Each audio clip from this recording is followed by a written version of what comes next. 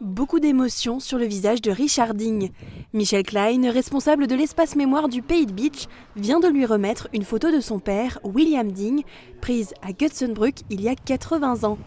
Le vétéran a fait partie de la 100e division d'infanterie.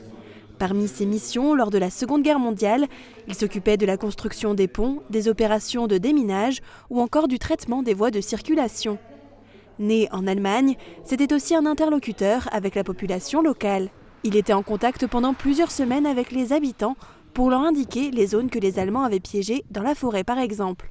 Près d'un siècle plus tard, c'est son fils qui s'est rendu à Gutsenbrück, une rencontre possible grâce aux réseaux sociaux. C'est une rencontre qui date, qui se travaille depuis le mois de juillet ou mois d'août si je me souviens bien.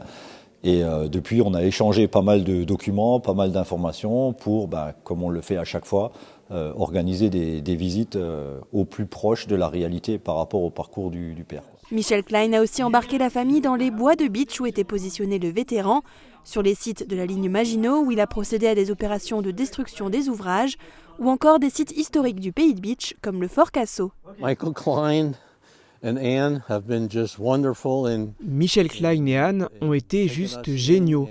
Ils nous ont emmenés sur les différents endroits et nous ont parlé des différents sites militaires. Ça a atteint et même dépassé toutes nos attentes. C'était une chose que j'ai toujours voulu faire, visiter et voir où mon père est passé il y a 80 ans. To visit and see where my dad passed through 80 years ago. Richard Ding a apporté avec lui de la terre de la tombe de son père aux États-Unis.